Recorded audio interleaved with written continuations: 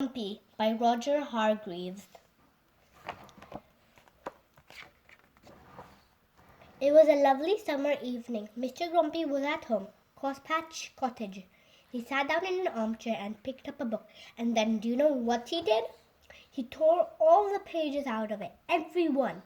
Mr. Grumpy can't stand books. He has a shocking bad temper. In fact, he's quite the most bad-tempered person you can imagine.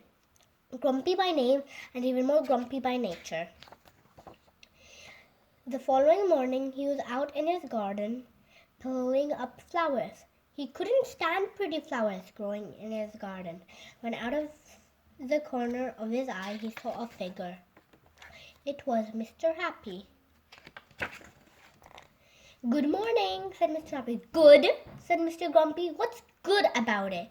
"But," said Mr. Happy. "But nothing," went on Mr. Grumpy. "Get out of my garden." "I beg your pardon," said Mr. Happy. "You heard me," snapped Mr. Grumpy. "Go away, I say." "Ha!" laughed Mr. Happy. "You're a bad-tempered fellow." "Humph!" grunted Mr. Grumpy, and went on Mr. Happy. "Bad-tempered fellows need to change their ways." "Rubbish!"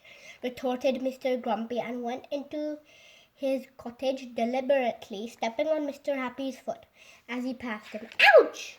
said Mr. Happy. Bang! went the door of Crosspatch Cottage as Mr. Grumpy slammed it behind him. Mr. Happy stood there, looking not quite so happy as he normally does. His foot hurt. He thought and thought and thought some more. Then he had an idea. He smiled and went to see Mr. Tickle. Mr. Happy told Mr. Tickle of his idea of how to get Mr. Grumpy to change his ways, and Mr. Tickle grinned the sort of grin that goes from ear to ear. That is, if you have ears, which he doesn't. "Oh," he grinned, rubbing the hands at the end of those extraordinarily long arms of his together. "That sounds fun." That afternoon, Mr. Grumpy went to town shopping. He walked into Mr. Meat's shop. Mr. Meat was a butcher. "Give me some sausages," snapped Mr. Grumpy, "and be quick about it." Poor Mr. Meat, who was frightened of Mr. Grumpy, did as he was told.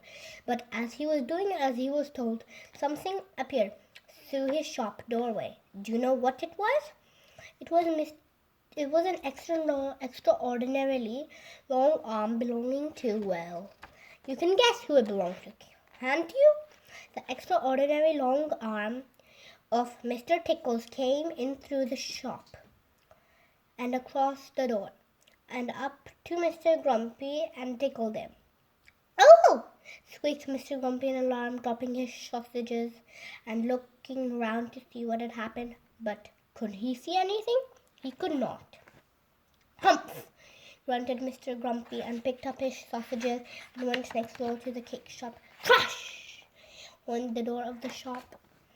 "Give me a cake!" snapped Mr. Grumpy, "and hurry up." Poor Mrs. Fairy, who sold cakes, was frightened of Mr. Grumpy, so did as she was told. But as she was doing as she was told, guess what happened? "Oh!"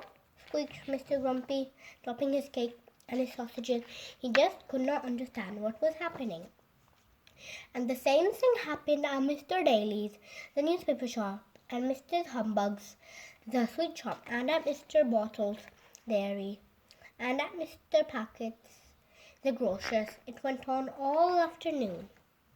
And all afternoon Mr. Grumpy kept being tickled and dropping his shopping and picking it up and being tickled and dropping his shopping and picking it up and being tickled and dropping his shopping, and he just could not understand it. On his way home to Crosspatch Cottage, he met Mr. Happy again. "Hello," grinned Mr. Happy. "Having a nice day?" "Get out of my way," snapped Mr. Grumpy, "before I kick you." But almost before the words had passed his lips, the extraordinarily long arm of Mr. Tickles had appeared from behind a tree and tickled him yet again. He jumped in the air over and dropped all his shopping yet again and fell over. Mr. Happy looked down at Mr. Grumpy lying amid a jumble of sausages and cake and newspapers, and sweets and milks and cornflakes. I think, he laughed, that if you were to change your ways and be not quite so bad-tempered quite so often, that this sort of thing might not happen to you quite so often. Humph! Grunted Mr. Grumpy. He picked up all his shopping yet again and went home to Crosspatch Cottage. But on his way he did think about what Mr. Happy had said, because he very definitely did not like what had happened to him that afternoon. Mr. Happy and Mr. Tickle laughed and shook hands. And so, after that, he did try not to be quite so bad-tempered quite so often, and the more he tried, the less he found he was tickled. And so he tried more and more, and these days he's quite a changed person. Why, only the other evening he picked up a book, and do you know what? He only tore out one page. The book has ended.